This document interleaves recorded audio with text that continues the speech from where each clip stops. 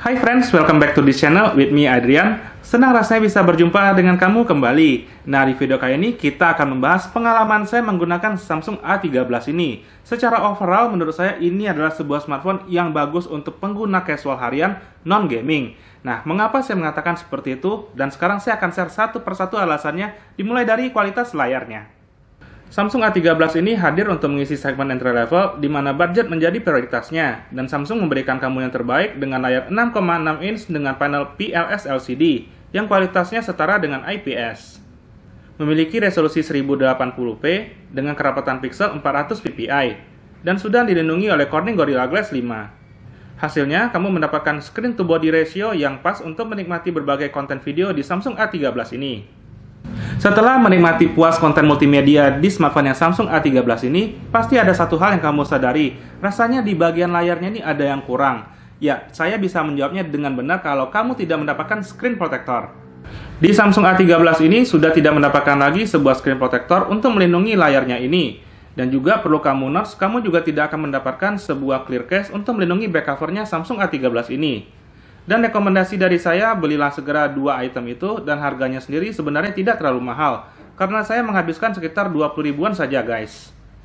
Kamu wajib menggunakan clear case karena bahan material back covernya Samsung A13 ini termasuk tipis guys.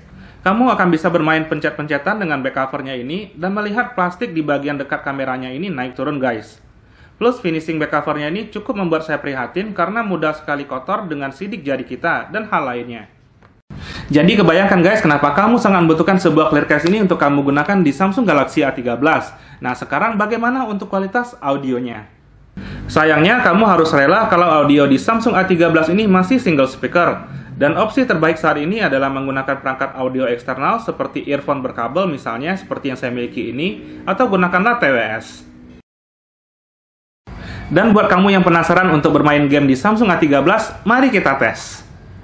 Buat kamu yang ingin membeli Samsung A13 ini dalam bermain game, rasanya tidak tepat karena chipset yang digunakannya adalah Exynos 850 ini dibuat bukan untuk gaming in mind, tapi untuk lebih penggunaan casual harian. Dan juga mengingat usia chipsetnya Exynos 850 di Samsung A13 ini sudah berusia 3 tahun karena dirilis di tahun 2019.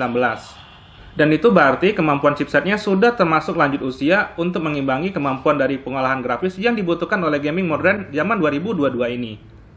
Itulah kenapa saya agak sedikit kecewa di sisi gaming, karena smartphone terbaru dari Samsung yang dijual di harga 2,5 juta rupiah ini tidak bisa memberikan chipset terbaik dan masih menggunakan chipset jadul yaitu Exynos 850. Dan tentu saja ini jauh kalah performansnya jika dibandingkan dengan smartphone keluaran terbaru dengan chipset MediaTek Helio G95 atau Snapdragon 680. Berikan kehidupan pada sihir, bukan sihir padaku. Team destroy the turret.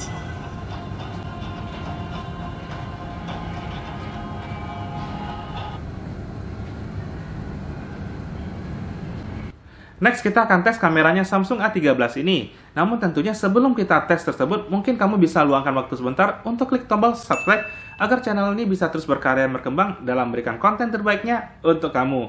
Dan sekarang mari kita tes performa kameranya Samsung A13 ini. Dan untuk menu di dalam kameranya Samsung A13 ini ada menu pengaturan di sini ya guys. Jadi kamu bisa ngatur kameranya. Lalu ada untuk flashlight. Kemudian di sini ada timer juga. Nah, lalu ini adalah resolusi dari kameranya. Kemudian yang terakhir di sini adalah filter guys. Nah, untuk menu di bawah ini ada menu untuk portrait, lalu foto, video, dan lainnya. Nah, lainnya ini ada gambar dekorasi, pro, panorama, makanan, dan makro. Sayangnya tidak ada low light guys. Dan ini adalah tes video selfie untuk kamera depannya si Samsung A13 ini pada kondisi indoor di dalam ruangan dengan pencahayaan satu lampu guys. Jadi kalian akan melihat area wajah saya diterangi di sebelah sini ya. Dan secara overall saya melihat ada sedikit peningkatan brightness di sisi wajah saya dan juga baju. Jadi terlihat lebih terang daripada seharusnya guys. Dan ini saya pegang secara handheld, jadi saya merasakan ada sedikit getaran ya. Dan rasanya kamera depannya ini nggak ada support untuk stabilisasi. Dan juga ini adalah kualitas audio yang kalian dapatkan di perekaman indoor. Nah, sekarang kita akan bawa ke outdoor untuk melihat gimana untuk soundnya dan juga untuk stabilisasinya.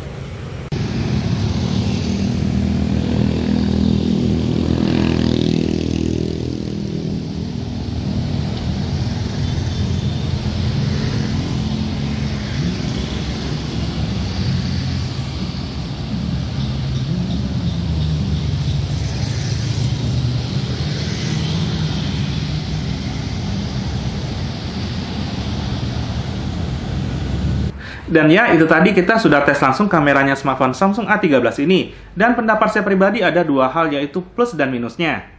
Plusnya, saya suka dengan kelengkapan kamera Samsung A13 ini. Sesuailah dengan standar yang ada di kelas harga 2,5 juta, lengkap dengan kamera ultrawide dan dedicated makro dan depth sensornya.